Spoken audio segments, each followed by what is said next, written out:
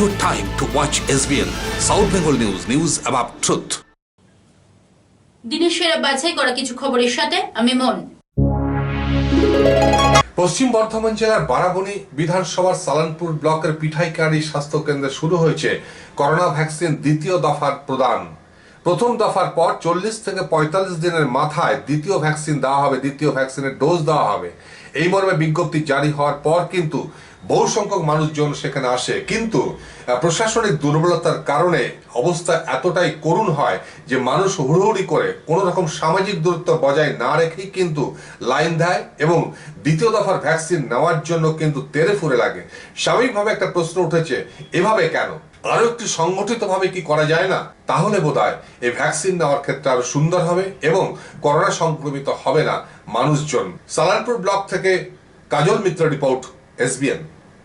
আমাদের Covishield corona ভ্যাকসিনের only second dose চলছে, মাত্র 6টা ভায়াল আছে, 60 ডোজ, সেই জন্য 60 জনকেই দাঁড়াতে বলা হচ্ছে। আর বাকি সব পরে যেরকম আসবে সেরকম দেওয়া হবে। এই সেকেন্ড ডোজ কতদিন ধরে চালু হয়েছে?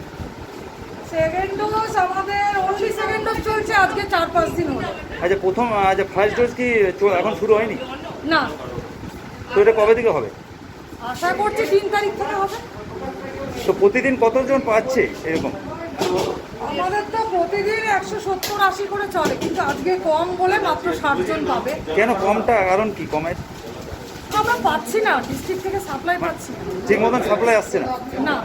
আচ্ছা, এই ডোজ দেওয়াতে কি কোনো মানুষের অসুবিধা হচ্ছে কোনো সেরকম? না, সেরকম বড় সড়ো কিছু না। 2-1 জন জানাচ্ছে ফোন করে জ্বর এসেছে, তো আমরা বলছি প্যারাসিটামল খেতে। আর মানে অন্য ধরনের কোনো রকম কিছু প্রতিক্রিয়া ঘটে মানে বহু ক্ষেত্রে জানা যাচ্ছে যে তার অসুবিধা হচ্ছে, আর সেরকম কিছু অসুবিধা না। আমাদের কাছে সেরকম কোনো মানে ইয়ে নেই, রেকর্ড নেই। আচ্ছা, এই কোভিডের সেকেন্ড ডোজের পরে কি আরো কোনো ডোজ দেওয়া হবে? না, এটা লাস্ট অবধি আমরা যা জানি 2টো ডোজই শেষ। মানে কিছু অসুবিধা বোধ করছেন? এটা কি সেকেন্ড ডোজ? এই ফার্স্ট ডোজ কতদিন আগে নিয়েছিলেন? মার্চের 15। তো ফার্স্ট ডোজও কোনো অসুবিধা হয়নি না? অনেকে মনে করছে যে ভ্যাকসিন নিলে অসুবিধা, আতঙ্ক রয়েছে। তার মানে যারা নিতে চাইছে না তাদের জন্য কি কিছু বলতে চাইবে? তারা নিক, আমরা চাইছি তারা নিক, কোনো প্রবলেম নেই। মানে সেরকম কিছু অসুবিধা নেই? কোনো অসুবিধা নেই, আমাদের কোনো অসুবিধা হয়নি, আমরা এটুকু বলতে পারি। আপনি সেকেন্ড ডোজ নিলেন? আমি সেকেন্ড ডোজ নিলাম। কতদিন পর নিলেন? মার্চের 15 তারিখে। কি নাম আপনার? শুভ্রা দাস। পশ্চিম বর্ধমান জেলার কুলটি বিধানসভার অন্তর্গত সীতারামপুরের কুমারদিয়া উপস্বাস্থ্য কেন্দ্রে বুধবার সকাল থেকে কয়েক শত লোক করোনা ভ্যাকসিনের প্রথম এবং দ্বিতীয় ডোজ নেওয়ার জন্য লাইনে দাঁড়ায়। কিন্তু যখনই উপস্বাস্থ্য কেন্দ্রটি খোলে সেই সময় হুড়োহুড়ি করে একে অপরের ঘেঁষে এমন ভাবে ডোজ নেওয়ার জন্য থাকে যেখানে করোনার সামাজিক দূরত্ব মানা যায়নি। স্বাভাবিকভাবে এখানেও একবার প্রশ্ন উঠেছে, কেন প্রশাসনিক দুর্বলতা? পরে অবশ্য খবর পেয়ে নিয়ামতপুর ফাঁড়ির পুলিশ যায় এবং সেখানে পরিস্থিতি নিয়ন্ত্রণ করে। কুলটি থেকে মানবেন্দ্র চৌধুরী রিপোর্ট, SBN।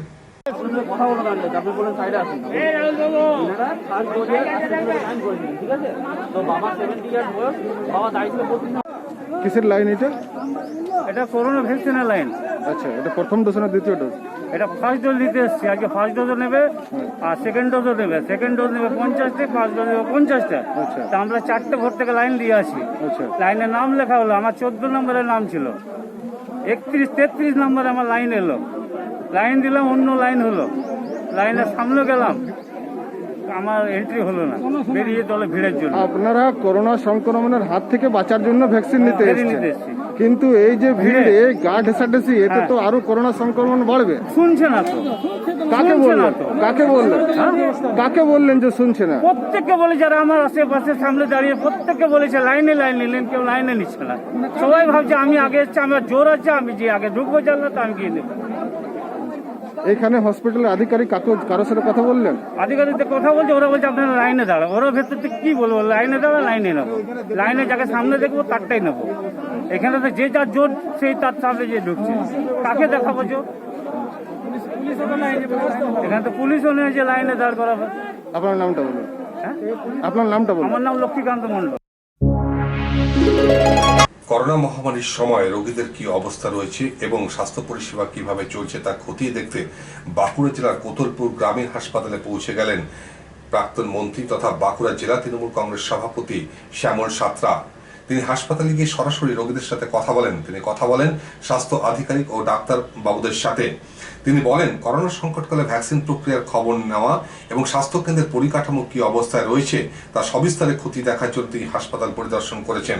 তিনি বলেন ভেন্টিলেটরের সংখ্যা আরও বাড়ানো হয়েছে এবং স্বাস্থ্যকেন্দ্রগুলোতে যাতে কোনো মতেই কোনো রকম ঘাটতি না থাকে এবং সমস্ত পরিষেবা যাতে সঠিকভাবে পাওয়া যায় তার জন্য তিনি চেষ্টা করবেন। বাঁকুড়া থেকে সুদীপ সেনা রিপোর্ট, এসবিএন। গ্রামীণ হসপিটালে এসে উপস্থিত হয়েছেন, কি কারণে মূলত আজকে আসা হঠাৎ? না, আমাদের বিভিন্ন জায়গায় আমরা এখন কোভিড একটা পরিস্থিতি চারিদিকে ছড়িয়ে পড়েছে, নিশ্চয়ই আপনারা জানেন। ভারতবর্ষ সবচেয়ে বেশি পরিমাণে আক্রান্ত হচ্ছে, তা আমাদের রাজ্যেও এখনও বেশ কিছু মানুষ আক্রান্ত হচ্ছে। বিভিন্ন আইসোলেশন সেন্টার, বিভিন্ন হসপিটাল, আমরা বিভিন্ন জায়গায় যখন যাচ্ছি সেগুলোকে একটু ঘুরে ফিরে দেখা হচ্ছে বা সেখানকার পরিস্থিতি কেমন কী চলছে। এছাড়া ভ্যাকসিনেশন প্রক্রিয়া চলছিল, ভ্যাকসিন নিচ্ছেন, সেকেন্ড ডোজ চলছে, সেই সেকেন্ড ডোজের মানুষরাও দাঁড়িয়ে রয়েছে। সুতরাং এই একটা সামগ্রিক পরিস্থিতি কোথায় কেমনভাবে চলছে সেগুলোকে আরও পর্যালোচনা করা হচ্ছে এবং কোথায় কী অসুবিধা রয়েছে সেগুলোকে কীভাবে রেকটিফাই করা যায় তার বিভিন্ন দিক নিয়ে আমরা আলোচনাও করছি এবং দ্রুততার সঙ্গে সেগুলোকে সমাধান করার চেষ্টা করছি। এই যে দাদা বাঁকুড়া জেলায় কোভিড প্রচুর আক্রান্ত পেয়েছেন, দাদা এই নিয়ে কী বলবেন? দেখুন, চারিদিকে শুধু বাঁকুড়া জেলা নয়, বিভিন্ন ভারতবর্ষের প্রত্যেকটা রাজ্যেই কিন্তু এই যে করোনা ভাইরাসের রোগী অ্যাফেক্টেড হচ্ছে। তো তারা যাতে ভালো থাকে সেজন্য আমরা সেফ হোম ইত্যাদির ব্যবস্থা করা হয়েছে এবং একাধিক বেড বাড়ানো হয়েছে, ভেন্টিলেটর থেকে শুরু করে সমস্ত কিছু। অর্থাৎ স্বাস্থ্য পরিষেবাকে আরও সুন্দর করে সাজিয়েছেন আমাদের প্রিয় মুখ্যমন্ত্রী মমতা বন্দ্যোপাধ্যায় এবং সেই পরিকাঠামোগুলো আরও কীভাবে ভালো করা যায় সেই জন্য আমরা বিভিন্ন হসপিটালে খোঁজখবর নিচ্ছি। ডিএমএইচ সাহেব থেকে শুরু করে অন্যান্য ডাক্তারবাবুরাও পরিষেবা দিচ্ছেন, সেই জায়গাটা আমরা ঠিক করছি। ছোট্ট একটি বিরতি, ফিরে আসছি বিরতির পর। খবর দেখুন। अब अपने कैरियर को लेकर न करें आप कोई चिंता और न ही कोई फिक्र, क्योंकि अब है आपके पास अपने सुनहरे भविष्य के सपने को साकार करने का एक बेहतरीन college, Asansol institute of engineering and management polytechnic, affiliated to West Bengal State Council of Technical and Vocational Education and Skill Development and approved by AICTE New Delhi. Asansol Institute of Engineering and Management Polytechnic, Civil Engineering, Computer Science and Technology, Electrical Engineering, Mechanical Engineering और mining पे admission चल रहा है। Come and join the #1 Asansol Institute of Engineering and Management Polytechnic, having a pool of highly qualified and experienced faculty members, well-refined and suitable teaching methodology, highly modernized laboratories, well-facilitated workshops, high-tech classroom sessions, well-stocked information center with famous technical books, high-tech IT centers with 7th-generation computers, full hygienic and nutritional mess, games and sports, and having full secured campus. Diploma स्तर की सर्वश्रेष्ठ तकनीकी शिक्षा प्रदान करने वाला एक सर्वोत्तम केंद्र, Asansol institute of engineering and management polytechnic, leading you towards a bright future. Bagbandi road near Ghagarburi Mandir, Kali पहाड़ी, आसनसोल। फोन 8001500263।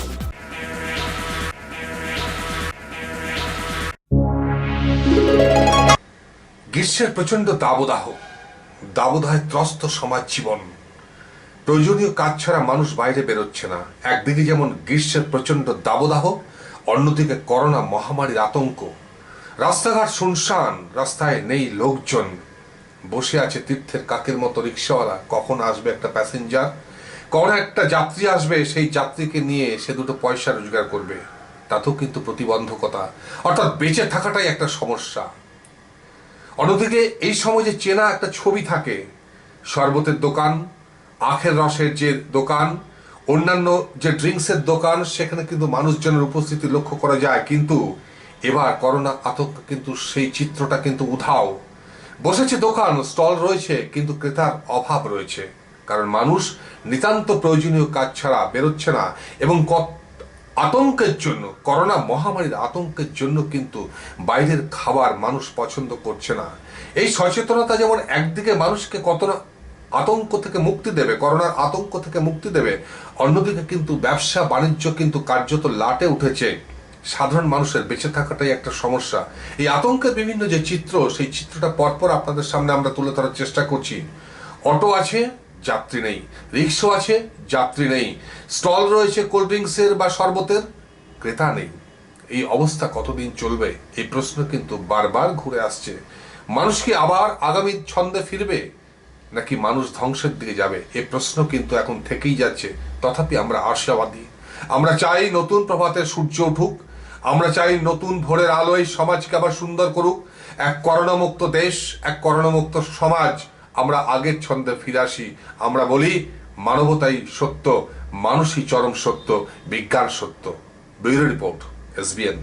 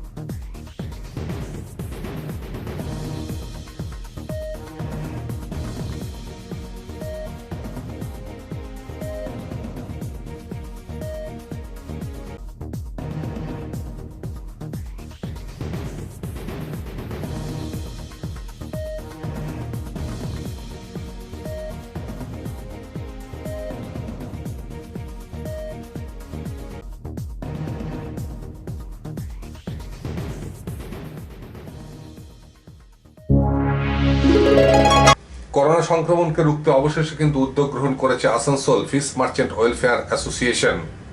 তারা উদ্যোগ গ্রহণ করেছে নো মাস্ক নো এন্ট্রি। মাছের বাজারে কোনোভাবেই মাস্ক ছাড়া প্রবেশ করা যাবে না।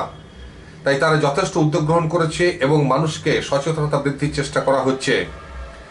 তারা এই মর্মে বিভিন্ন পোস্টার সাটাবার ব্যবস্থা করছে, যাতে মানুষ সচেতনভাবে মাছের বাজারে আসে, সামাজিক দূরত্ব বজায় রাখে এবং মাস্ক পরে ক্রেতা বিক্রেতাদের মধ্যে একটা বন্ধুত্বপূর্ণ অবস্থানের মধ্য দিয়ে যাতে ব্যবসা বাণিজ্য হয়, অথচ করোনা তথা কোভিড-19 যাতে সংক্রমিত না হয়, এই উদ্যোগকে সাধুবাদ জানিয়েছে শহরবাসী। আসানসোল থেকে সুজিত বাল্মিক রিপোর্ট, SBN। आप लोग क्या कर रहे हैं? हम लोग चूँकि कोरोना वायरस इतना ज़्यादा बढ़ा हुआ है कि हम लोग के लिए नहीं बल्कि पूरा हिंदुस्तान के लिए बड़ा प्रॉब्लम क्रिएट हो रहा है। इसलिए हम लोग चाहा कि नहीं, हम लोग बाज़ार में इस तरीके से नो मास्क नो एंट्री का एक जो है लगा दिया जाए, ताकि जितना आने वाला पैकार कहीं से जो मछली लेने वाला हो या हकदार हो, जो भी सभी को कम से कम मास्क का पालन करें। अब बगैर मास्क का हम लोग यहाँ एंट्री होने नहीं देंगे, ताकि हम लोग इस बीमारी से महफूज रह सके। यही लेकर के बाज़ार के सभी लोगों को हम लोग ये आंदोलन जो है कर रहे हैं, ताकि इसलिए कि इससे भी कबल हम लोग किया था और अभी ज़रूरत पड़ेगा। अगर बीमारी बढ़ा तो हम लोग बाज़ार बंद का भी ऐलान करेंगे। और शनिचर के दिन हम लोग का एक फिश मार्चेंट एसोसिएशन का जो है एक अड़ददार एक्सपायर किया विजय सोंका, उसके उपलक्ष्य में हम लोग का शनिचर बाज़ार भी बंद रहेगा। यही जो है बोलना चाहेंगे, ताकि इससे ये मैसेज कम से कम जो है फिश मार्चेंट जो हम लोग कर रहे हैं, ताकि ये फल वाला भी इसको पालन करे, सब्जी वाला भी पालन करे, और जितना करने वाला सभी जगहों पे कम से कम इस तरीके का कंसिस्टेंस रहेगा, तो उम्मीद है कि इस बीमारी को हम लोग रोकने में कामयाब हो जाएंगे। वरना अगर इस पर हम लोग नेग्लिजेंसी बरता तो हम लोग के लिए बहुत परेशानी का बायस होगा। यही बोलते हुए हम इस बात को खत्म करते हैं। आसनसोल फिश मार्चेंट एसोसिएशन के secretary Mohammad Sajjad Hussain. South Bengal news এখনকার মতো এ পর্যন্তই। নমস্কার।